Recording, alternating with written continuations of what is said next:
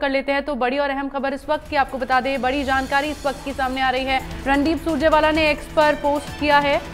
तो रणदीप सुरजेवाला की ओर से एक्स पर पोस्ट किया गया, आज खेल इतिहास का ब्लैक डे है। सुरजेवाला की ओर से कहा गया ये एक बहुत बड़ा नफरती षड्यंत्र है। रणदीप सुरजेवाला की ओर से कहा जा रहा है षड्यंत्र का चक्रव्यूह जरूर टूटेगा। ये एक बहुत बड़ा नफरती षड्यंत्र है। रणदीप सुरजेवाला की ओर से देखिए इसे ब्लैक डे घोषित कर दिया गया है। खेल के इतिहास में आज के दिन को ब्लैक डे घोषित उनकी ओर से कर दिया गया, क्योंकि आज के दिन विनेश फोगाट जब फाइनल्स खेलने वाली थी, फाइनल्स के लिए पूरी तैयारी कर चुकी थी और मुकाबले से थोड़े वक्त पहले उन्हें डिस्क्वालीफाई कर दिया गया, ये कहकर कि वो ओवरवेट है। षड्यंत्र का चक्रव्यूह जरूर टूटेगा, सुरजेवाला की ओर से कहा जा रहा है। ये एक बहुत बड़ा नफरती षड्यंत्र है। इस पूरे वाकये को नफरती षड्यंत्र रणदीप सुरजेवाला की ओर से करार दिया गया है।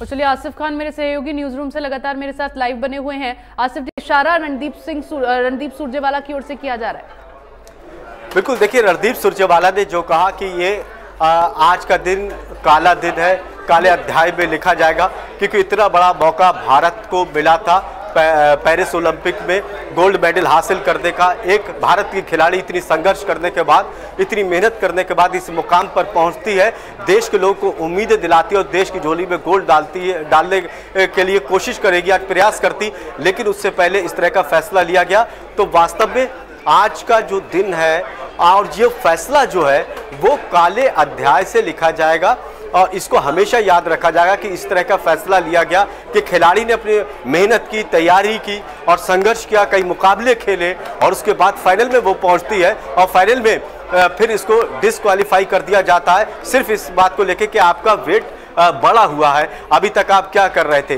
देखिए ये देश भर से प्रतिक्रिया इसी तरह की आ रही है और भारत का खिलाड़ी बहुत अच्छा प्रदर्शन कर रहा है, उससे पहले ये आयोग घोषित कर देना ये वास्तव में एक जो पर इस दिन की घोषणा, इस दिन को करार दिया गया है रणदीप सुरजेवाला की। लगातार विपक्ष की ओर से यही सवाल, ये मांग की जा रही है कि सरकार को इस पर संज्ञान लेना चाहिए, लेकिन आसिफ जी कहा जाएगा नहीं। देखिए एक अगर ऐसा हुआ और इसके विकल्प के तौर पर या पेरिस ओलंपिक में फिर से विचार विमर्श नहीं हुआ तो इस खेल को लेकर जो विश्वसनीयता है, जो विश्वास है वो घटे के बाद खिलाड़ी यहाँ तक पहुँचता है, कितनी मेहनत करता है, वो पूरे देश की भावनाएं इसमें जुड़ी हुई थी। हमारे हरियाणा राज्य की भावनाएं जुड़ी हुई है, परिवार की भावनाएं जुड़ी है, खिलाड़ियों की मेहनत जुड़ी है। ये सिर्फ कुश्ती का मामला नहीं है, बाकी जो खेल है उसको लेकर भी बड़ी मायूसी है कि इस तरह के फैसले जो लिए गए हैं। तो कह सकते हैं कि विश्वास काफी कम होगा, विश्वसनीयता घटेगी इस तरह के फैसले लेने के बाद। बिल्कुल, और साथ ही आसिफ जी जिस मनोबल आज विनेश फोगाट का टूटा है, हालांकि प्रधानमंत्री नरेंद्र मोदी की ओर से जब ट्वीट किया गया तब उस ट्वीट में उन्होंने लिखा कि विनेश आप चैंपियंस की चैंपियन हैं और इस तरह से आपको हिम्मत नहीं। क्वालिफिकेशन की खबरें सामने आई, विनेश फोगाट का मनोबल उनकी ओर से बढ़ाया गया।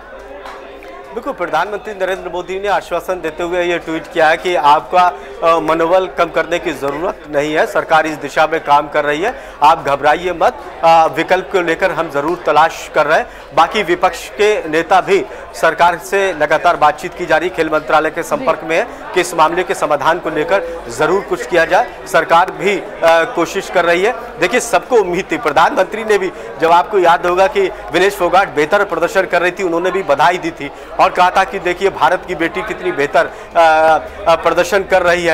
इसके अलावा तीरंदाजी में 2 गोल्ड लेकर आई मनु भाकर। इसके बाद विनेश फोगाट से उम्मीदें जागी, नीरज चोपड़ा बेहतर प्रदर्शन कर रहे थे। तो प्रधानमंत्री ने खुद ट्वीट किया था कि विनेश फोगाट गोल्ड लेकर आएगी। उधर सीएम नायब सिंह सैनी ने भी बधाई दी थी और कहा था खाली कुश्ती के खिलाड़ी नहीं, बाकी जो खिलाड़ी थे उन खिलाड़ियों को भी उम्मीद थी कि विनेश फोगाट जो गोल्ड लेकर आएंगे उससे आत्मविश्वास उनका भी बढ़ेगा और जो वो खिलाड़ी जो तैयारी इसको लेकर कर रहे हैं उनका। बात ये है भी क्योंकि जितने भी खिलाड़ी गए हैं हैं ओलंपिक्स खेलने के लिए, सभी भारत के लिए गए हैं, भारत को रिप्रेजेंट वहां पर कर रहे हैं। ऐसे में भारत के लिए सबसे ज्यादा जरूरी है उनका मनोबल बढ़ाने की भी उम्मीदें हैं, उन उम्मीदों को पूरा किया जा सके। लेकिन फिलहाल सवाल यही बना हुआ है बार बार कि विनेश फोगाट के साथ जो गलत वहां पर हो रहा है, जो नाइंसाफी वहां पर हो रही है, उनको इंसाफ कब मिलेगा और जो विकल्प होंगे उन पर विचार विमर्श कब तक किया। और सैनिक जितनी तपस्या और मेहनत इस वर्ग के लोग